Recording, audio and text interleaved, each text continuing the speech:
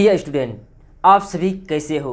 हम आशा करते हैं, उम्मीद करते हैं कि आप सभी स्वस्थ होंगे, मस्त होंगे और अच्छे से एग्ज़ाम की तैयारी कर रहे होंगे। तो प्रिय स्टूडेंट, आज के क्लास में हम आप सभी के लिए लेकर आ गए हैं क्लास 10th का फिजिक्स यानी भौतिक विज्ञान चैप्टर नंबर 1 का हम लेकर आ चुके हैं आप सभी के लिए। तो आप लोग से मैं यही कहना चाहेंगे कि आप सभी जो है ना लगातार इस क्लास का करने का प्रयास करिएगा, यानी डेली करिएगा। और ये क्लास जो है कंटिन्यू चलेगा। कुछ कारणवश ये क्लासें बीच में रुक गई थी, जिसके पुनः ये क्लास जो है स्टार्ट हो चुके हैं। तो सभी जितने भी दोस्त हैं आपके पास, फ्रेंड्स हैं, सारा को इस क्लास के बारे में बता दीजिएगा कि फिर से क्लास आ गया है प्रभु सर लेकर के आप सभी के लिए। तो क्लास 10th का जो भी बच्चे 2024 में एग्ज़ाम देना चाहते हैं या उनके लिए एग्ज़ाम की तैयारी करना स्टार्ट कर दिए या शुरू करने की चाह रहे हैं, तो ज़रूर इस चैनल से जुड़ने का प्रयास करिएगा। तो हम सदा यही कहेंगे आप सभी को, तो आप अपने माता पिता के यानी सपना को पूरा करने का प्रयास करिएगा और अपना सपना पूरा करिएगा। और साथ ही साथ हम ये बताना चाहते हैं कि ये क्लास को लगातार करने का प्रयास कीजिएगा।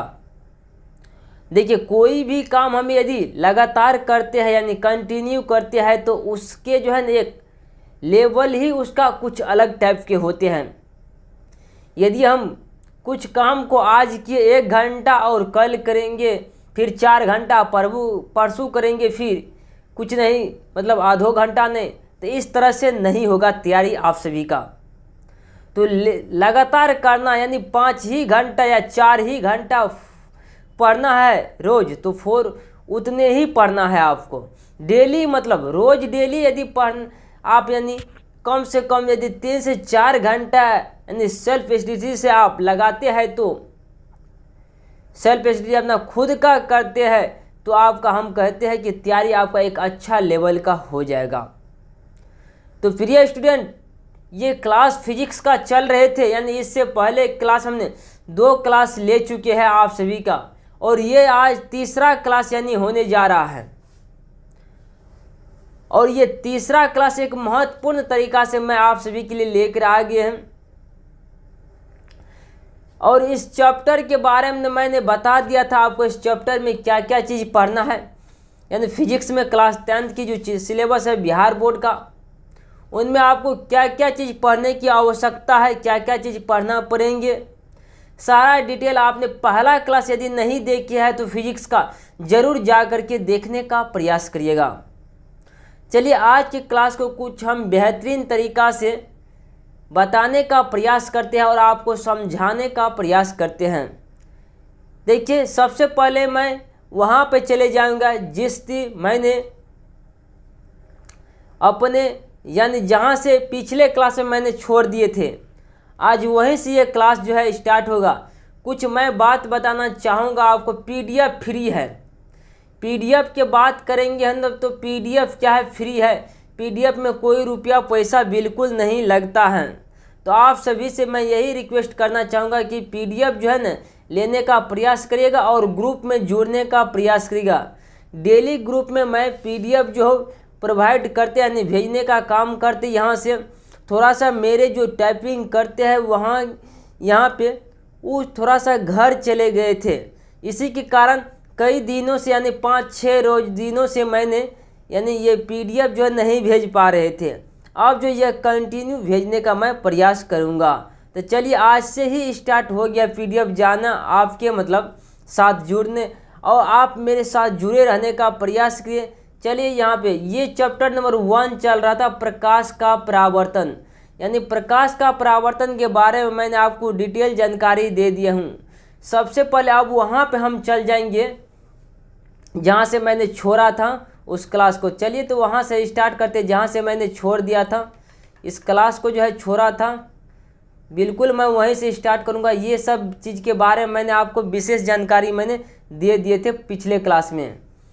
बिल्कुल समतल दर्पण देखिए, हाँ यहाँ तक मैंने आपको करवा दिया था। ये था यानी लास्ट क्वेश्चन, यानी क्लास नंबर 2 में जो मैं पढ़ा रहा था, यानी दूसरा वीडियो यानी दूसरा लेक्चर में, तो दर्पण इसके बारे में हमने पढ़ा दिए थे, यानी समतल दर्पण क्या होता है।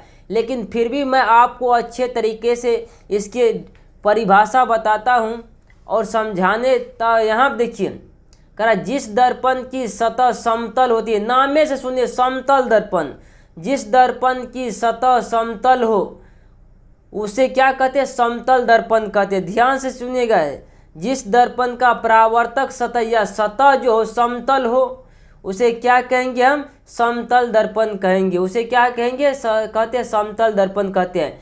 आपसे कोई पूछेगा तो आप जरूर बताने का प्रयास करिएगा कि समतल दर्पण हम उसी को कहते हैं जिसका परावर्तक सतह यानी जिसका सतह समतल हो, उसे क्या कहते हैं, तो समतल दर्पण कहते हैं।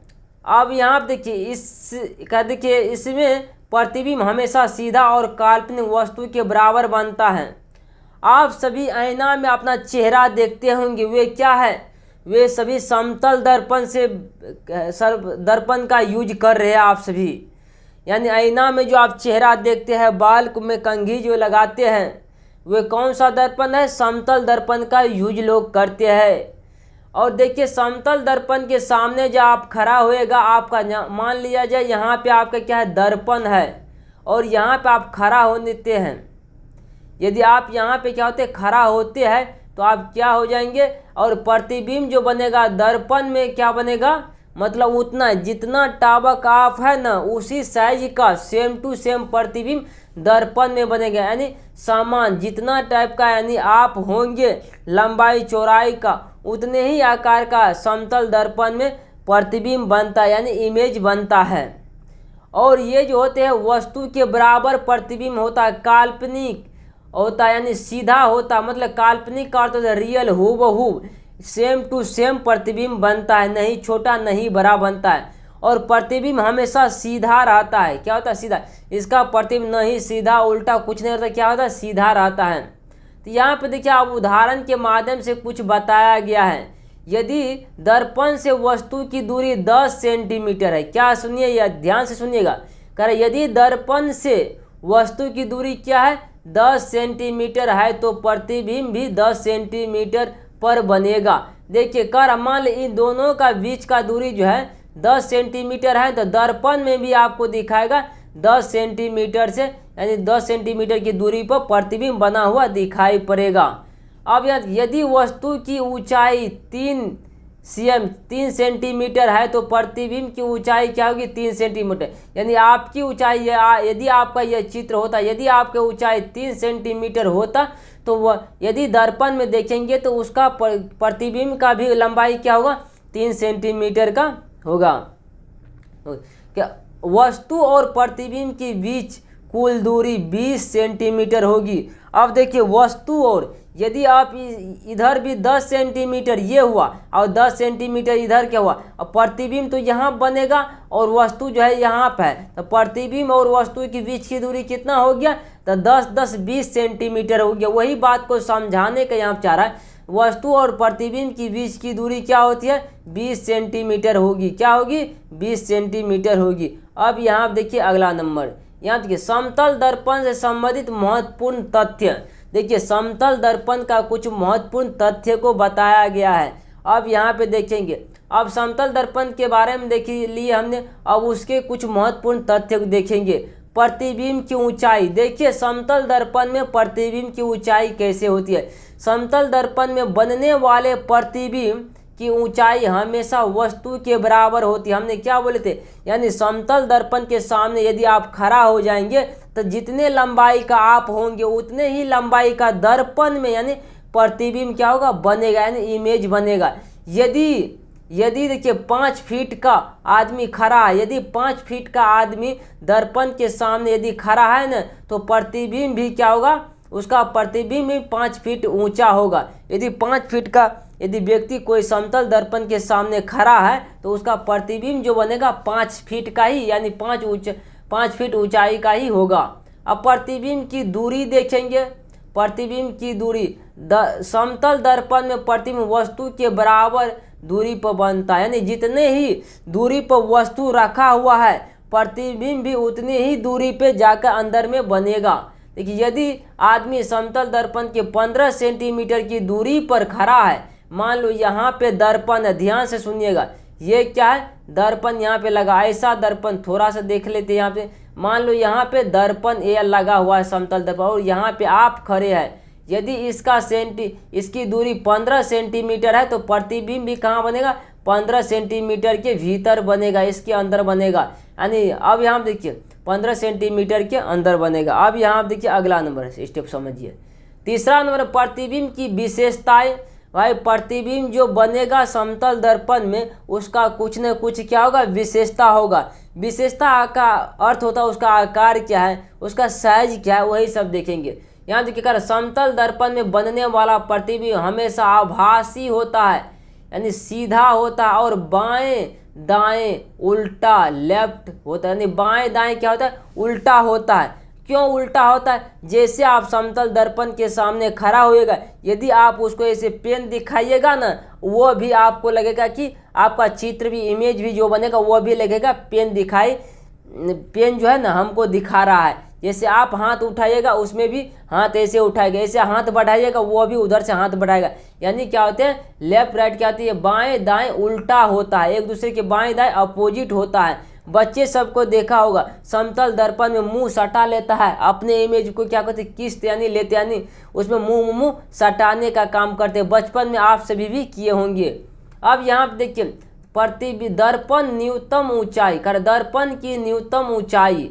अब देखिए दर्पण की न्यूनतम ऊंचाई के बारे में इस पर बात किया गया है। किसी वस्तु का पूरा प्रतिबिंब देखने के लिए दर्पण की ऊंचाई वस्तु की ऊंचाई के कम से कम आधी होनी चाहिए। मान लो यदि समतल दर्पण में आप यदि पूरा प्रतिबिंब अपना इमेज देखना चाहते हैं तो क्या होना चाहिए, यदि जितना टावक आप है उसका आधा टावक क्या होना, दर्पण होना चाहिए। यानी आप यदि 5 फीट का है, मान लेते आप क्या 5 फीट है, दर्पण कितना का चाहिए, 2.5 फीट का चाहिए। कितना का चाहिए, 2.5, 5 का आधा क्या था, 2.5 फीट का चाहिए। यानी कि 5 फीट का ऊंचा हो तो उसे अपना प्रतिबिंब देखने के लिए 2.5 फीट का ऊंचा दर्पण चाहिए। यानी आप अपना पूरा प्रतिबिंब यदि देखना चाहेंगे समतल दर्पण में, मान ली इस पेन का हम प्रतिबिंब पूरा देखना चाहेंगे तो इसके दर्पण कितना टावक चाहिए, इससे आधा का दर्पण चाहिए। क्या चाहिए, आधा का दर्पण चाहिए। जितना इसका पूरा है ना यानी लंबाई, और इसका क्या है, आधा साइज का क्या चाहिए, दर्पण चाहिए, तभी ये पेन का पूरा प्रतिबिंब समतल दर्पण में बनेगा, नहीं तो आधा ही बनेगा, आधा अधूरा बनेगा। तो चलिए अब देखिए अगला नंबर टर्म पे हम देखने का प्रयास करते हैं, कर वेग का आभास। देखिए वेग का आभास क्या होता है, इनके बारे में थोड़ा, अच्छा वेग का प्रभाव गलत पढ़ दिए, थोड़ा सा मैनेज करने का प्रयास करिएगा, नहीं देख पाए थोड़ा सा, हम तो यहाँ बैठे हैं और सिस्टम में वहाँ चल रहा है PDF, तो थोड़ा सा देखने में कभी कभी प्रॉब्लम आ जाती है। तो वेग का प्रभाव के बारे में हम आपको बताएंगे, आखिर वेग का प्रभाव क्या होता है। यहाँ देखिए यदि कोई वस्तु v वेग से दर्पण की ओर बढ़ती है तो उसका प्रतिबिंब यदि कोई वस्तु v वेग से दर्पण की ओर बढ़ता है, यानी ऐसे में दर्पण लगा हुआ है इस साइड से, और यहाँ से कोई व्यक्ति है जो कि इधर की ओर दौड़ रहा है v वेग से, तो वस्तु के सापेक्ष v वेग से आगे बढ़ेगा। यानी इसका प्रतिबिंब जो आगे बढ़ेगा वो कितना वेग से बढ़ेगा, 2 वेग, यानी 2 गुना वेग से बढ़ेगा। कह रहा है दर्पण के सापेक्ष v वेग से बढ़ेगा। उदाहरण, यदि व्यक्ति 10 मीटर पर सेकेंड की गति से दर्पण की ओर बढ़ रहा है तो व्यक्ति के सापेक्ष प्रतिबिंब का यानी 2 गुना, देखिए 2 गुना 10 यानी 20 मीटर पर सेकेंड, 20 क्या है, मीटर पर सेकेंड होगा। दर्पण के सापेक्ष प्रतिबिंब का वेग 10 मिनट पर सेकेंड होगा, मीटर पर सेकेंड होगा। मिनट नहीं है, ये मीटर है।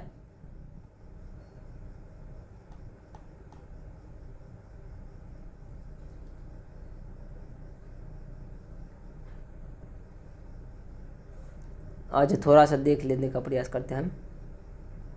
यहाँ तक बता दिया हमने आपको विशेष जानकारी लेकर के। यहाँ देखिए कह रहा है कि गोलीय दर्पण, देखिए यहीं से महत्वपूर्ण आपके एग्जाम में महत्वपूर्ण प्रश्न पूछे जाते हैं, यानी वीवीआई क्वेश्चन पूछे जाते हैं, खूब सारा यहाँ से पूछते हैं क्वेश्चन। देखने का जरा प्रयास किया है, यानी गोलीय दर्पण के बारे में देखिए। ऐसा दर्पण जिसका परावर्तक सतह एक खोखले गोले का भाग हो उसे गोलीय दर्पण कहलाता है, यानी खोखला गोला का भाग हो गोलीय दर्पण कहलाता है। क्या कहलाता है? खोखला गोला का भाग हो वह गोलीय दर्पण कहलाता है, यानी गोल हो तो गोलीय दर्पण कहलाता है।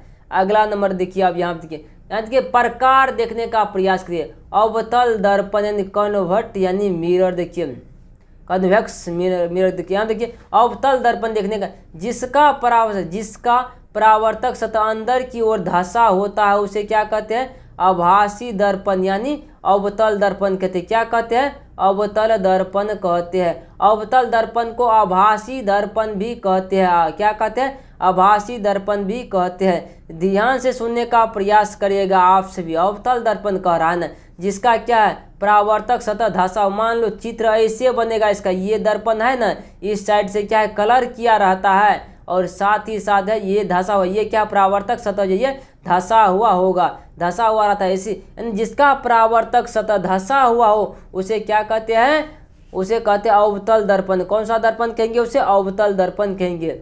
अब देखिए उत्तल दर्पण। उत्तल दर्पण में क्या होता है? ऐसे मान लो रंगा हुआ है ये बोला, जिसका परावर्तक सतह ये उठा हुआ नहीं, ये परावर्तक सतह जो उठा हुआ हो उसे क्या कहेंगे? उत्तल दर्पण कहेंगे। क्या कहेंगे? उत्तल दर्पण कहेंगे। यानी जिसका परावर्तक सतह धंसा हुआ हो उसे क्या कहेंगे? धंसा हुआ का मतलब अवतल दर्पण। जिसका परावर्तक सतह बाहर की ओर उभरा होता यानी उठा हुआ हो उसे क्या कहेंगे? उभरा हो, उठा हुआ एक ही होता है, इसे क्या कहेंगे? अपसारी दर्पण कहेंगे। देखिए एक बात सुनिएगा, अवतल दर्पण होता है, क्या होता है? अवतल दर्पण को इसे कहते हैं अभिसारी दर्पण। क्या कहते हैं? अभिसारी कहते हैं। और उसके बाद हम बात करेंगे उत्तल दर्पण का दूसरा नाम क्या है? उत्तल दर्पण का नाम क्या है? अपसारी। अपसारी क्या है? अपसारी नाम है। तो इन दोनों नाम को आप जरूर याद करिएगा, परीक्षा में पूछे जाते हैं। अब यहाँ पे देखने का प्रयास करें, बहुत महत्वपूर्ण आप सभी के लिए यहाँ पे क्वेश्चन आ चुके हैं, तो देखने का प्रयास करेगा। अगला देख, ठीक है। अब यहाँ पे देखिएगा, कर गोलीय दर्पण से संबंधित महत्वपूर्ण बिंदु। कर गोलीय दर्पण में कुछ महत्वपूर्ण बिंदु होते हैं, इन सभी को मैं देखने का प्रयास करूँगा एक बेहतरीन तरीका से। ध्रुव देखिए, दर्पण के मध्य बिंदु दर्पण के मध्य स्थित बिंदु के क्या कहते हैं? ध्रुव कहते हैं। ध्रुव कहते हैं। वक्रता केंद्र, गोले का एक केंद्र जिसमें दर्पण बना होता है उसे क्या कहते हैं? वक्रता केंद्र कहते हैं। यहाँ पर देखिएगा ऐसे दर्पण होता है तो उसका ये भाग क्या वक्रता केंद्र कहलाता है। ये तो हालांकि पूरा हम गोल करते, पूरा गोल नहीं। वक्रता त्रिज्या देखिए, कोई भी दर्पण मान लो ये ऐसे होता है, इसका ये भाग जो होती है ये त्रिज्या होती है, इसे आर से सूचित किया जाता है। देखिए दर्पण के ध्रुव और वक्रता केंद्र के बीच की दूरी, ये बिंदु दर्पण के प्रतिबिंब निर्माण और प्रकाश में महत्वपूर्ण भूमिका निभाते हैं। फोकस देखिए, फोकस हर दर्पण में क्या होता है? फोकस दूरी होता है यहाँ से, जहाँ से प्रकाश एक दूसरे को मिलती है। गोलीय दर्पण में फोकस वह बिंदु होता है जहां पर अनंत से आने वाली किरणें परावर्तित होकर मिलती है, यानी परावर्तित होकर क्या होती है? यहाँ पे प्रकाश मिलती है। हालांकि हम चित्र दिखाएंगे न तब आपको बता देंगे कि कौन सा चित्र कैसे जाता है। जैसे मान लो या जाए यहाँ पे थोड़ा सा यहाँ पे चित्र बना लेते हैं और यहाँ से कोई प्रकाश आया और लौटेगा तो ये फोकस से होकर ही लौटेगा। कैसे लौटेगा? फोकस से ही होकर के लौटेगा। तो ये क्लास आप सभी को कैसा लगा जरूर वीडियो के कमेंट बॉक्स में बताने का प्रयास करिएगा। तो हम आप सभी से यही कहना चाहेंगे कि इस क्लास को एक बेहतरीन तरीका से शेयर करने का प्रयास करिएगा और साथ ही साथ अपने व्हाट्सएप ग्रुप, टेलीग्राम ग्रुप सारा जगह शेयर करने का प्रयास करिएगा, क्योंकि पीडीएफ भी फ्री है, सब चीज़ फ्री है। जहाँ से अभी हम पढ़ाए हैं ना, ये पीडीएफ सारा फ्री मिल जाएगा आपको। साथ ही साथ प्रिंटेड पीडीएफ भी लेना चाहेंगे तो आप सभी को जरूर मिल सकेंगे। तो मिलते हैं अगले क्लास में। आज के लिए जय हिंद, जय भारत।